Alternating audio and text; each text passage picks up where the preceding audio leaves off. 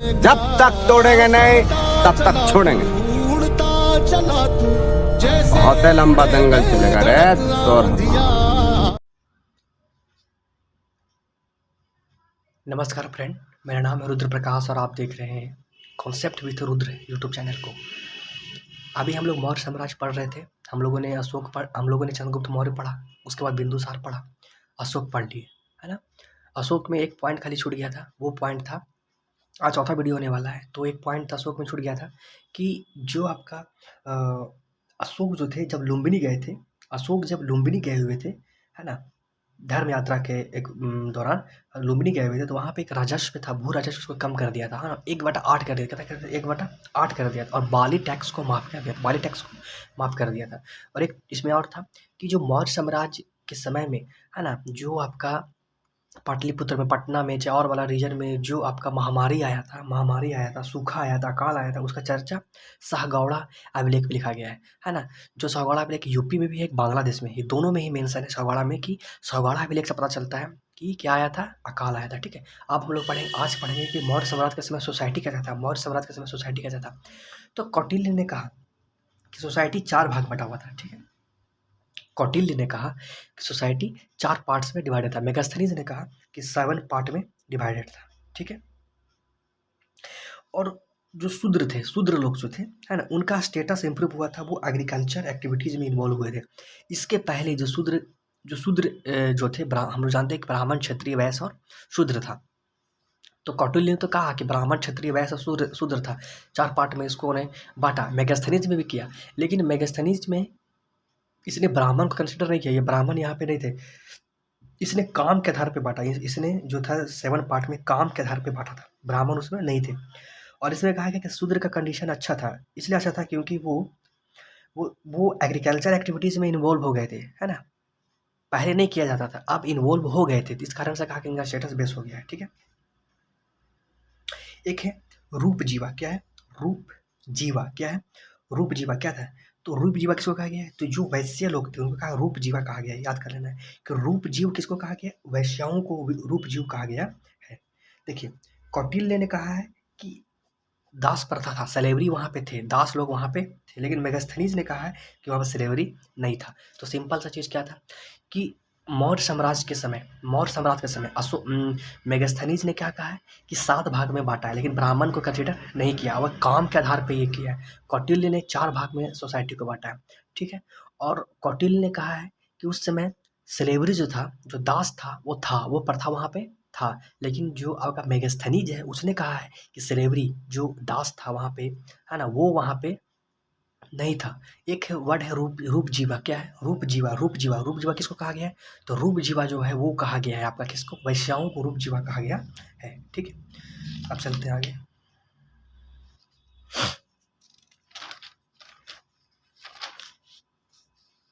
देखिए, अब देखेंगे टैक्सेस के बारे में, जिसमें कि मौर्य साम्राज्य के समय टैक्सेस क्या कौन कौन से थे उसके बारे में देखेंगे, कौन कौन सा ये था। ठीक है, देखिए,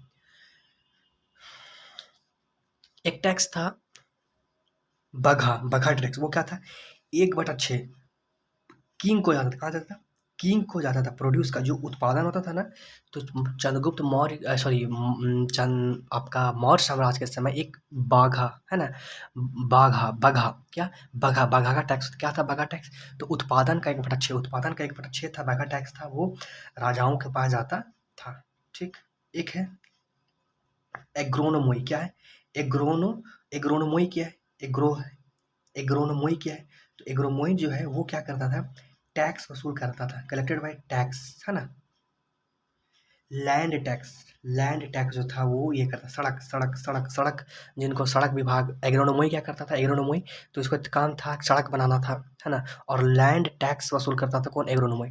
इसमें एक सिंचाई टैक्स था, उसका नाम था उड़ग भाग। क्या नाम है? उड़ग भाग क्या नाम है? सिंचाई टैक्स है, उड़ग भाग कहा गया है। ठीक है, एक है कारा टैक्स। क्या है कारा टैक्स? जो फ्रूट्स और गार्डन पे टैक्स लिया जाता था उसको क्या कहा जाता था? उसको कारा टैक्स कहा जाता था। अच्छा, इस समय जो आपके पैसे चलते थे वो punch mark punch mark silver coin थे, पंच मार्क थे, है ना, और सिल्वर कॉइन थे। मतलब देखिए हड़प्पा के समय ही सोना चांदी जो वो चला हुआ था, सिक्का चला हुआ था, है ना। तो मौर्य साम्राज्य के समय भी क्या था, तो सोना का सिक्का और पंच मार्क, ये दोनों पंच मार्क जो थे, मतलब टेरिकोटा का बना होता था, उसमें पंच मार्क कुछ मार्क होता था, वो चीज़ उस समय के पैसे यहाँ पे चलते थे, ठीक है। अगर बताया जाए कि जो टैक्स चोरी करता था उसको भयानक दंड, एकदम डेथ सेंटेंस मिलता था। मौर्य साम्राज्य के समय जो टैक्स चोरी करता था उसको डेथ सेंटेंस मिलता था, ठीक है। अच्छा, इस समय टेक्सटाइल मैन्युफैक्चरिंग सेंटर, मतलब मौर्य साम्राज्य के समय टेक्सटाइल जो कपड़ा था उसके लिए मेन सेंटर जो था कौन था, मथुरा। कौन था, मथुरा। याद रखना, मथुरा और उज्जैन, मथुरा और उज्जैन क्या था इस समय मेन सेंटर था, ठीक है। आगे मतलब इसमें हम लोग टैक्स के बारे में क्या-क्या पढ़ लिए, टैक्स के बारे में क्या-क्या पढ़े, तो एक जो टैक्स पढ़े कि बाघा टैक्स। कौन था, बाघा टैक्स 1/6 था, प्रोड्यूस का 1/6, ठीक है। और जो एक एक्स्ट्रा टैक्स था वो बाली टैक्स था। एक्स्ट्रा टैक्स क्या कहा जाता है, बाली टैक्स कहा जाता है। हिरन एक टैक्स था, एग्रोनोमोई जो एग्रोनोमोई टैक्स वसूलता था, या तो सड़क टैक्स वसूलता था या आपका लैंड टैक्स वसूलता था। एक है उड़क भाग क्या था, तो वो इरिगेटेड मतलब सिंचाई के लिए टैक्स है। काला टैक्स था, वो गार्डन के लिए टैक्स देना पड़ता था। सिक्का क्या चलता था, सिक्का जो चलता था वो चलता था पंच मार्क और सिल्वर कॉइन चलता था। और आपका टैक्स नहीं देने वाले को क्या कर दिया जाता था, डेथ सेंटेंस प्रोवाइड किया जाता था, ठीक है। और टेक्सटाइल मैन्युफैक्चरिंग सेंटर कौन कौन था उस समय, है ना, तो मथुरा था और आपका उज्जैन था।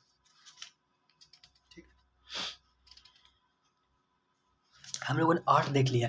इस समय आर्ट क्या था, अशोक के कई मौर्य साम्राज्य के समय कई सारे आर्ट नए डेवलप हुए, कई सारे आर्ट डेवलप हुए, जिसमें हम लोग देखे कि अशोक का जो शिलालेख था वो न्यू इन्वेंशन था, वहाँ से स्टार्ट हुआ, शिलालेखों पे लिखने के लिए स्टार्ट हुआ, ठीक है। तो देख लेते हैं इस टाइम न्यू इन्वेंशन हुआ क्या क्या, रॉक को काटना, उसको कुछ बनाना, यहाँ से स्तूप और स्टोन कल्चर, स्टोन पर लिखना 84,000 मिला है ना। सारनाथ देखे हम, सारनाथ पिलर यूपी के वाराणसी में, रामपुरवा बिल बिहार में, है ना।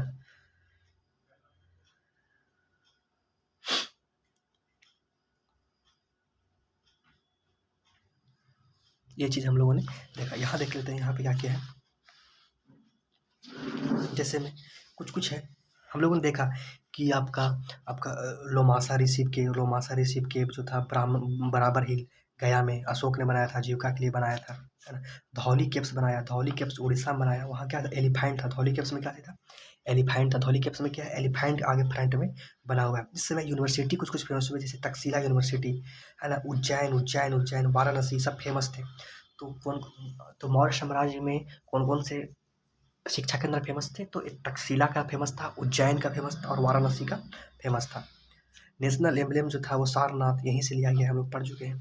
कुम्हारर पटना में जो वहाँ पे क्या मिला है, पहले महल मिला है, जो इसका नीचे ऊपर सब लकड़ी का बना हुआ है।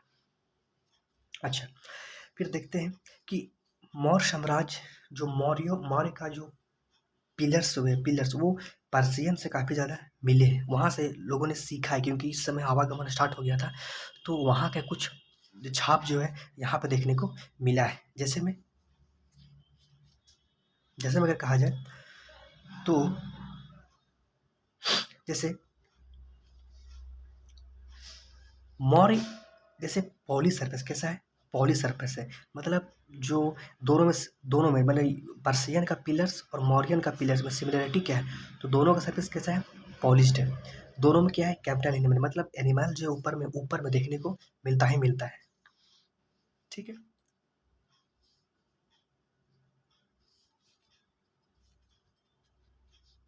अच्छा, डिफरेंसेस क्या है, दोनों में डिफरेंसेस क्या है, तो पर्शियन जो पिलर है और जो आपका अशोक का पिलर, दोनों में डिफरेंसेस क्या है, तो जो पर्शियन पिलर है वो किसी न किसी चीज़ पर स्टैंड है, कोई बेस है, कोई क्या है, नीचे में क्या है, बेस है, नीचे में क्या है, बेस है, इसी पर स्टैंड है, नीचे में बेस है, उसी पर स्टैंड है। लेकिन है ना, लेकिन मौर्यन में ये एब्सेंट है। जो मौर्यन का पिलर है डायरेक्ट खड़ा है, क्या है, डायरेक्ट खड़ा है। हम लोग का जो ऐसा बना हुआ है, ऊपर बना हुआ, कहाँ बना हुआ है, ऊपर में बना हुआ है, जैसे इन्वर्टेड लोटस, है ना, टॉप ऑफ द पिलर बना हुआ, टॉप ऑफ द पिलर मैंने यहाँ अगर पिलर है, नीचे में कुछ नहीं है, लेकिन ऊपर में यहाँ पे बना हुआ है ना, इन्वर्ट कुछ भी यहाँ पे बना हुआ है, अच्छा, जो पर्शियन पिलर है वो क्या चीज़ है, काफ़ी सारे खुरदरा है, क्या है, खुरदरा है, लेकिन जो मौर्यन है वो स्मूथ है। पर्शियन पिलर क्या है, खुरदरा है, लेकिन मौर्यन क्या है, स्मूथ है। अच्छा, जो एबेकस है ना, एबेकस मतलब ये पिलर अगर है तो यहाँ पे एक आयताकार ऐसे बना हुआ रहता है, तो base of animal is rounding in Mauryan, है ना। तो यहाँ पे चारों बगल क्या है, जैसे हम लोग सारनाथ में, सारनाथ का जो सारनाथ है क्या है, जो सारनाथ है, सारनाथ में जो एबेकस है वहाँ पे HELO मतलब कि हॉर्स, एलिफेंट, है ना, लायन और ऑक्स का ये एबेकस बना हुआ। उसके बाद यहाँ पे शेर बना हुआ, क्या बना हुआ है, शेर। यहाँ नीचे क्या है, पिलर है। लेकिन ये मौर्यन में देखने को मिला है, लेकिन पर्शियन में देखने को नहीं मिला, पर्शियन को देखने को नहीं मिला है। तो मेनली 3 डिफरेंस देखे कि पर्शियन में और हम जो अशोक था, कोई कॉपी कट नहीं था, है ना। उसमें पर्शियन का हमारा मैंने पूरा आना हुआ अशोक के दरबार में, लेकिन कोई कॉपी कट नहीं किया। वहाँ ये कुछ बदलाव किए, जैसे में हम लोग का जो पिलर है वो किसी बेस पे खड़ा नहीं है, नीचे डायरेक्ट ज़मीन में बना हुआ है। लेकिन पर्शियन में क्या है, उनका कुछ बेस है, बेस पे वो पिलर को बनाया है। उन लोग का जो, हम लोग का जो पिलर है वो पूरा स्मूथ है, लेकिन उन लोग का जो पिलर है वो खुरदरा है ना। हम लोग का जो हम लोग का जो आपका जो शेर है, वो जो पिलर है, पिलर के ऊपर में शेर है, तो शेर जो है किसी न किसी एक प्लेटफॉर्म पे बना हुआ है, ऊपर में प्लेटफॉर्म पे खड़ा है, जिसको एबेकस कहा गया है, वहाँ पे खड़ा है। और उस जो एबेकस है उसमें चित्र बना हुआ है अलग अलग जानवरों का, लेकिन पर्शियन में उस एबेकस में कोई भी चित्र नहीं मिला है, ठीक है। अच्छा, कुछ कुछ जो अशोक के शिलालेख हैं जो है मेन है, वो क्या क्या है उसको देख लेते हैं। सबसे पहला है जो है वो क्या है, जैसे देखिए, जैसे में जैसे एक है ब्रह्मगिर अभिलेख, ब्रह्मगिर रॉक एडिट है, मतलब ये पत्थर पे लिखा गया, याद रखना है। तो ब्रह्मगिर में जो मिला है उसमें क्या मिला है, लोकल एडमिनिस्ट्रेशन के बारे में हमको मिला हुआ है, ठीक है। एक है सौगौरा कॉपर अभिलेख, इसमें क्या है, पढ़े थे हम लोग कि फेमाइन जो आया था उसके बारे में वहाँ लिखा हुआ है। एक है रोमनी देख, हम लोग पढ़ चुके हैं कि नेपाल गए थे, है ना, वहाँ पे बर्थ प्लेस बुद्धा के, और वहीं पे क्या किए थे, 1/8 कर दिए थे टैक्स, है ना। एक टैक्स था, बाल ही उसको खत्म कर दिए थे। एक है गिरनार इंस्क्रिप्शन, क्या है, गिरनार इंस्क्रिप्शन, यहाँ से क्या मिला है, सुदर्शन लेक का मरम्मत करवाया था अशोक ने, इसके बारे में लिखा गया।